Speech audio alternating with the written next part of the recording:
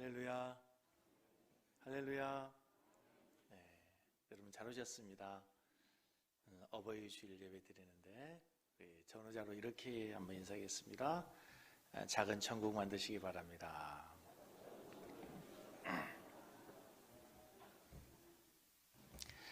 우리 청년들이 특송하고 또 이렇게 영상을 만들어서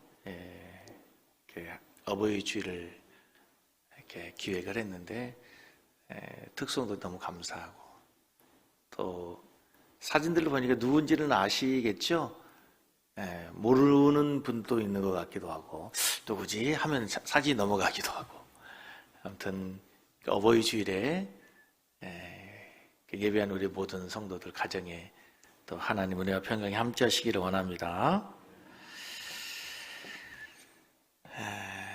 어버이 주일이 되면 늘 저는 고민합니다. 어버이 주일 설교를 해야 되나? 왜냐하면 제가 효도를 다하지 못한 불효 자식인데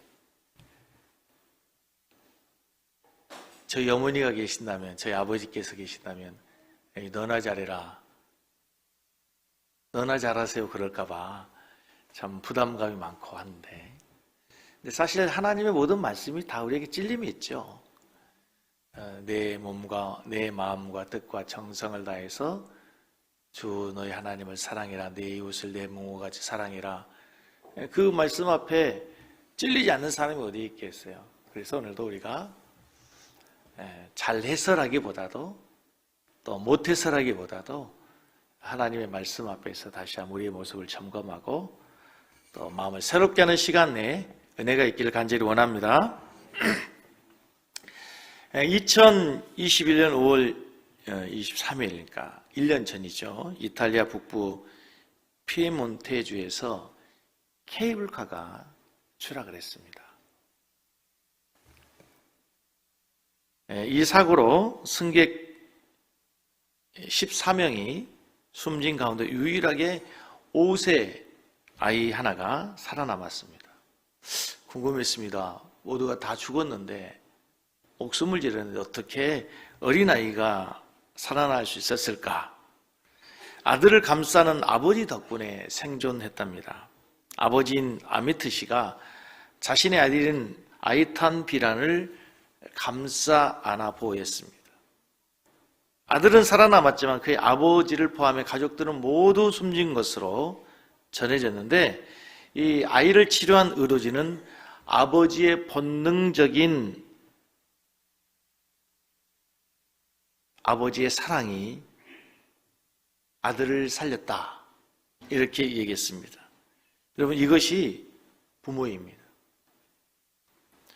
100m 낭떠러지로 떨어지는 그 긴박한 상황 속에서도 본능적으로 자신의 자식을 안고 떨어지는 것이 부모라는 거죠. 이 심정은 아마 하나님께서 우리 인간의 본성에 심어주신 아버지의 마음, 부모님의 마음이 아닌가 싶습니다.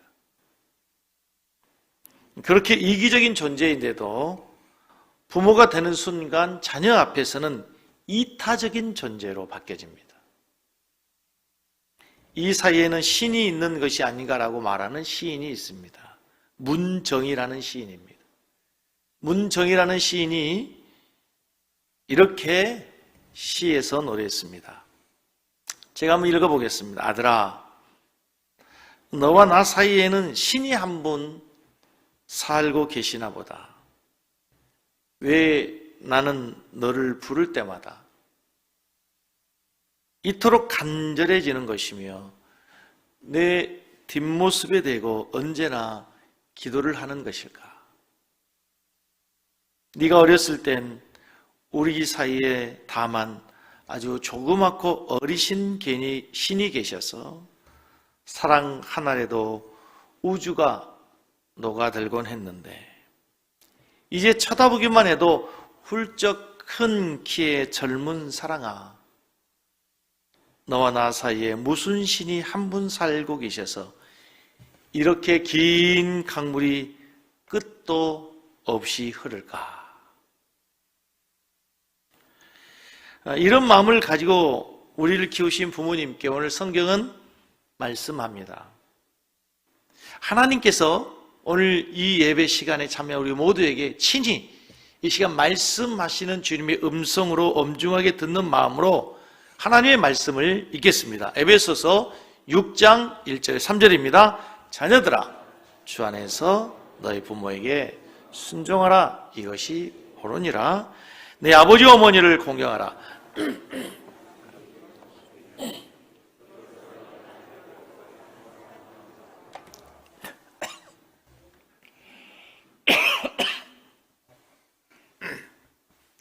오늘 하나님께서 우리에게 말씀하십니다. 두 가지입니다. 자녀들아, 부모에게 순종해라. 내 아버지와 어머니를 공경해라. 부모에게 순종해라. 아버지와 어머니를 공경해라. 사랑하는 성도 여러분, 우리 기독교는 효의 종교라는 사실을 믿으십니까? 우리 기독교는 효의 종교라는 말씀에 동의하십니까? 내 부모를 공경해라. 10계명에 나오는 5계명입니다. 1계명에서 4계명까지가 대신관계, 5계명에서 10계명까지가 대인관계인데 그 대인관계, 사람과 사람과의 관계에서 가장 먼저 중요하게 지켜야 될 계명이 부모에게 효도해라 입니다. 부모에게 효도해라. 그런데 조선시대 선교사들이 한국에 처음 들어와서 기독교를 전하고 복음을 전할 때 가장 큰 오해되었던 부분이 바로 이 효도의 문제였습니다. 선교사들이 박해를 받고 예수 믿는 사람들이 불효자식이라고, 부모도 알지 못하는 불효자식이라고 오해받는 문제 중에 하나가 바로 제사 문제였습니다. 유교의 근본이 죽은 사람을 위해 제사는, 그래서 부모님이 돌아가시면 3년상 심지어는 5년상 이렇게 지내면서 얼마나 유교에서는 제사를 강조했는지 모릅니다. 그런데 서양에서 들어온 이 기독교인들은 부모를 위해 제사를 지내지 않습니다. 유교의 가르침에 세워진 조선의 문화에서는 결코 받아들일 수 없는 엄청난 일이었습니다. 죽은 부모님께 제사를 안 지낸다는 이유로 기독교는 불효 종교다. 이 땅에서 배척돼야 된다. 많은 오해를 받고 핍박을 받았습니다.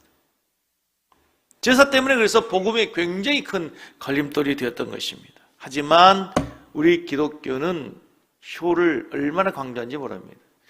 죽은 부모에게 제사해라. 이것이 아니라 살아 계실 때에 부모님에게 효도해라. 죽은 부모에게 돼지 잡고 소 잡아 제사하지 말고 살아 계실 때에 효도해라.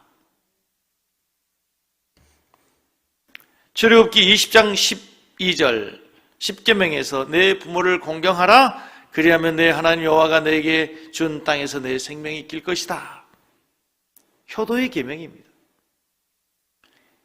10계명은 지켜도 되고 지키지 않아도 되는, 내가 지킬 수도 있고 지키지 않을 수 있는, 선택할 수 있는 취사의 문제가 아니라, 취사 선택의 문제가 아니라 하나님의 명령이기 때문에 반드시 지켜야만 하는 계명이었습니다. 마태복음 5장 4절에 이렇게 말씀합니다. 하나님이 이르시되 내 부모를 공경하라 하시고 내 아버지나 어머니를 비방하는 자는 반드시 어떻게 돼요? 어떻게 된다고요? 엄청난 무서운 말씀입니다.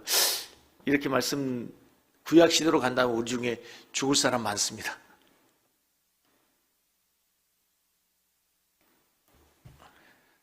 근데 사도 바울은 말세의 특징, 말세의 징조로 자식들이 부모를 거역한다는 겁니다. 디모데후서 3장 1절로 2절 너는 이것을 알라. 말세에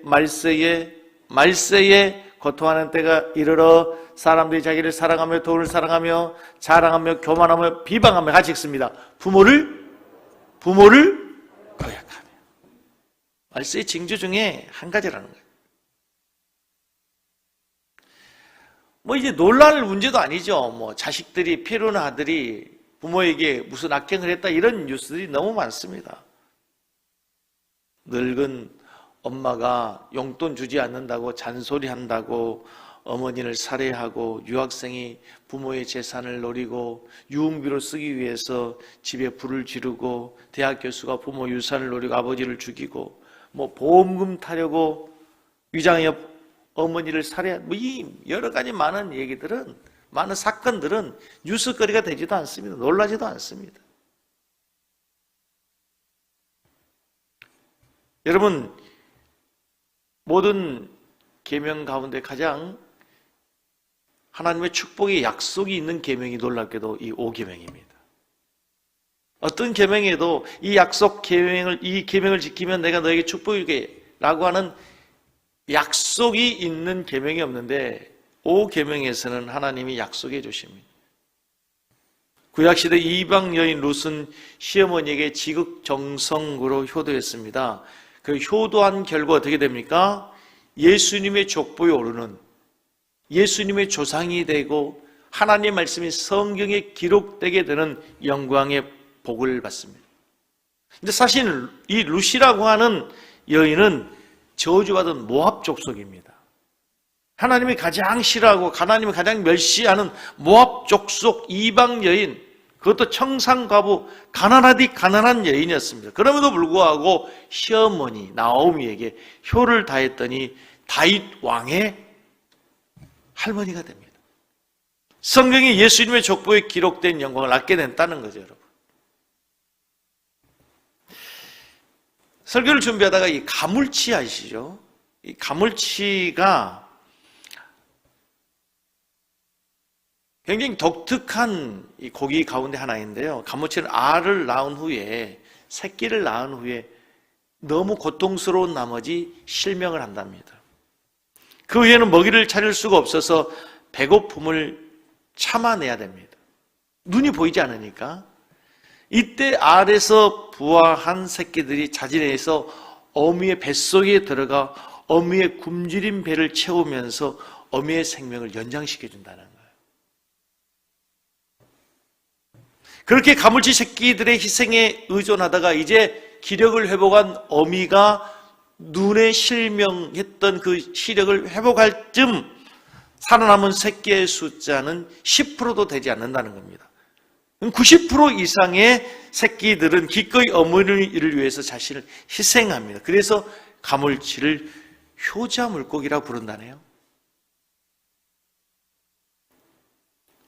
근데 여러분, 왜 효도해야 되냐면요, 내가 효도해야 이 다음에 효도를 받습니다. 자식이 그걸 보기 때문에, 배우기 때문에. 여러분, 가정은 천국의 축소판입니다. 가정은 작은 교회, 큰 가정이 교회입니다.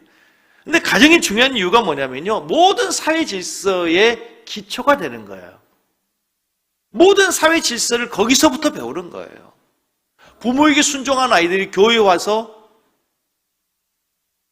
하나님 말씀에 순종하고, 선생님들에게 순종하고, 교회 권위에 복종하고, 학교에 가서 순종하고 복종하고. 부모에게 순종하지 않는 아이들은, 여러분, 참 좋은 프로가요, 옛날에는 우리 아이가 달라졌었는데 그게 이제 금쪽 같은 내 새끼 있죠. 저 그거 참 유심히 있게 기회 되면 봅니다. 참 좋은 프로예요. 그런데요, 가정에서 문제된 아이는 반드시 사회에서도 학교에서도 여러 가지 많은 문제들 가져오게 됩니다. 여러분, 부모에게 효도를 해야 되는 이유, 부모에게 순종해야 되는 이유, 그게 모든 질서의 기초예요. 그것이 사회생활에서도 질서에 순종하고 복종하고 예의를 갖추고, 이 모든 것이 바로 가정에서부터 시작한다. 부모에게 자녀들이 효도해야 되는 이유는 뭐냐면, 그래야 내 자녀가 이 다음에 나에게 효도하게 돼요. 좀 유치한 예화인데요, 지난 금요일, 며칠 전부터 딸이 아빠 금요일 저녁은 시간 비워놓으세요 그러더라고요. 가만히 보니까 무슨 일이 있을 것 같은 예감이 있잖아요. 그러니까 시간 약속 안 하고 이제 체라베이를 미리 설교도 준비해놓고 기다리고 있었어요. 그래가지고 어느 식당으로 오라 그러더라고요. 그래서 이제 장모님 모시고 갔어요. 이제 아유, 기분이 너무 좋더라고요. 그래서 제가 그랬어요. 야, 어머니날이 1년에 한 번이 아니라 한 달에 한 번 있었으면 좋겠다. 야. 한 달에 한 번 있었으면 좋겠다. 그랬더니 막내가 거기서 그러는 거예요. 아빠는 할머니한테 했어? 그러더라고요. 근데 마치 제가 또 준비를 해가지고 나도 할머니에게 했어. 장모님에게 했어. 식사 대접할 때 같이 간 것 천만다행이죠. 나만 그냥 달랑 가서 어떻게 할 뻔했어요. 너무 유치한 예화인데 여러분, 우리가 왜 부모에게 효도해야 됩니까? 내가 효도를 받기 위해서가 아니라 그것이 자녀가 복받는 길이라는 거예요. 여기서 잘 된다라고 하는 단어를 보니까요, 히브리어로 야타브라는 단어예요. 이 야타브라는 단어가 우리 말의 표현에는 너무 약하게 되어 있어요. 원어의 뜻은 뭐냐면요, 그침이 없다, 막힘이 없다 이렇게 되어 있어요.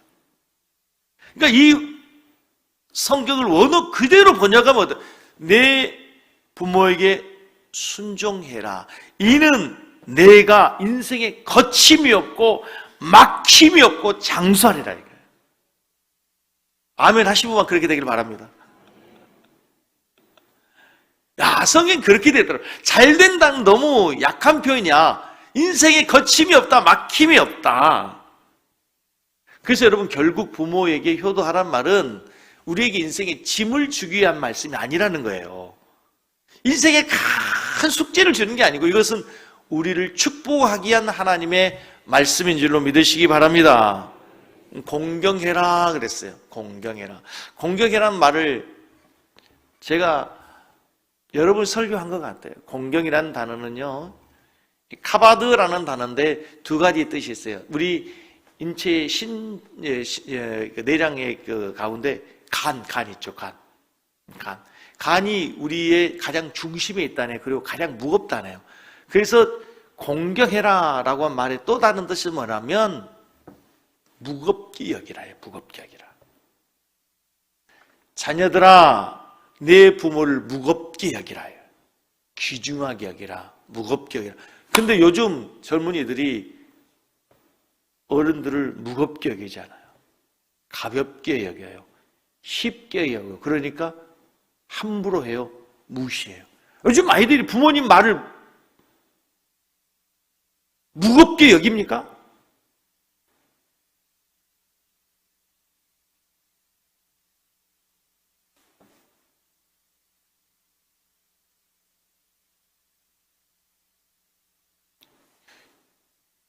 요즘에 권위를 무겁게 여기지 않아요. 교회에서 목사 말을 무겁게 여깁니까? 회사에서 상사의 말을 무겁게 여깁니까? 다 자기 이기주의고 중심적이고 수 틀리면 마음에 들지 않으면 그냥 사직서 내놓고 그냥 나오지 않는다면서요. 요즘에. 우리 청년들에게 부탁드립니다. 하나님 말씀을 무겁게 여기시고 부모님의 말씀을 무겁게 여기고, 아멘.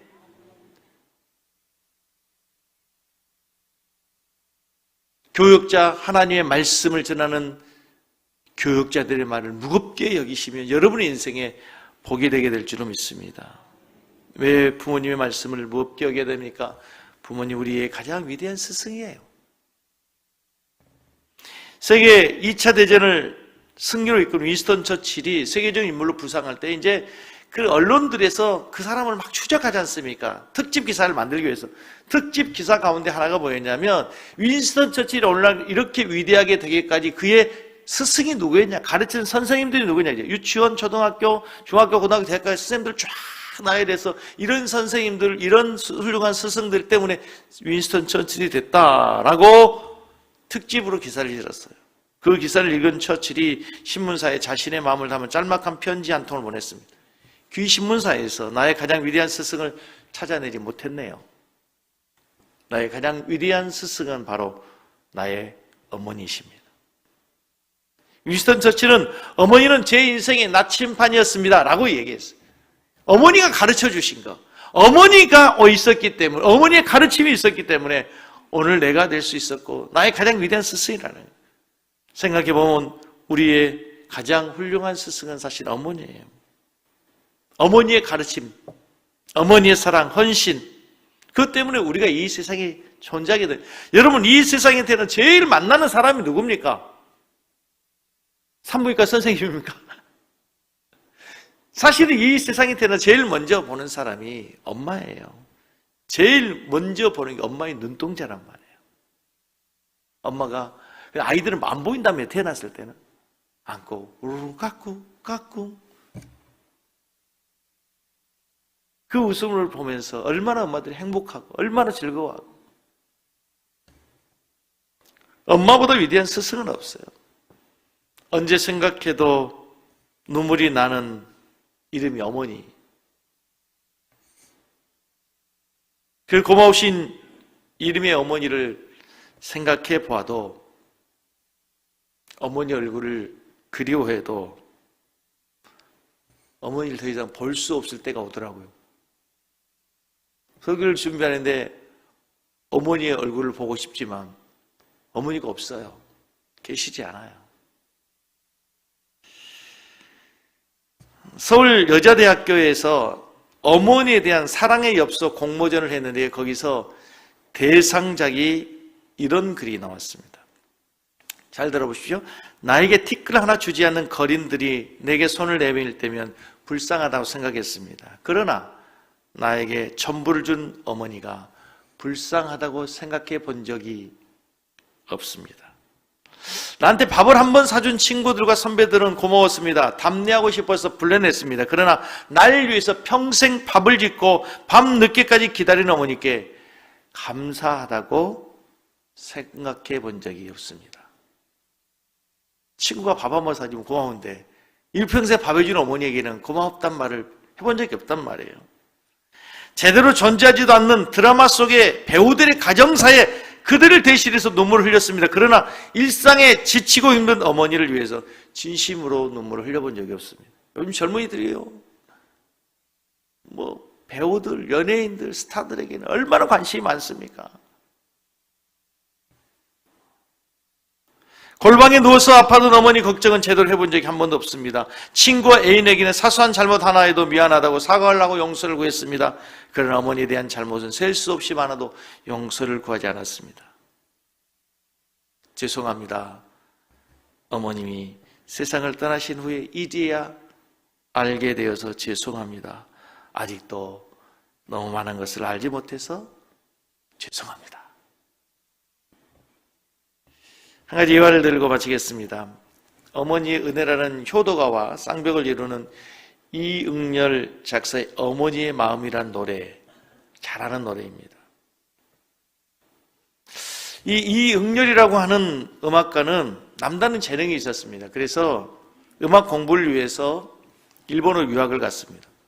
근데 일본 유학 가서 작곡을 하려고 하다 보니까 작곡을 하려면 반드시 필요한 악기가 있어요. 피아노입니다. 근데 피아노가 없는 거예요.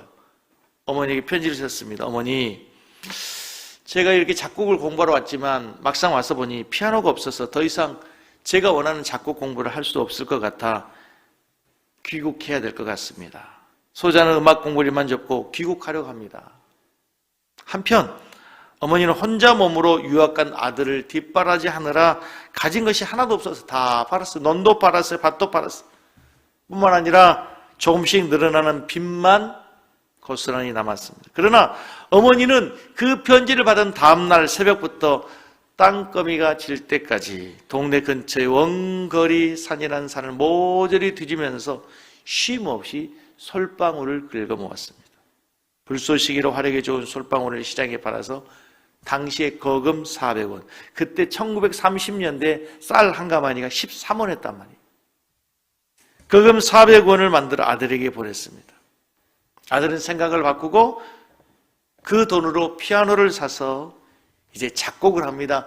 그 어머니가 사준 피아노를 가지고 이 세상에 첫 번째 작곡한 노래가 바로 양주동님이 쓴 어머니의 마음이라는 시에 곡을 붙인 노래가 된 겁니다.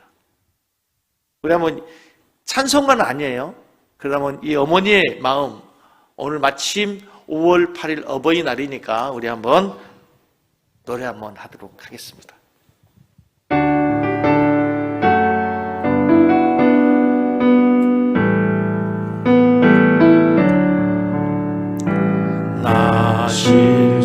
우리 소망에 우리 권사님 중에서 이렇게 명찰을 달고 계신 우리 소망의 권사님들 앞으로 나오시기 바랍니다. 애쓰는 마음 진 자리 마른 자리 가라비시며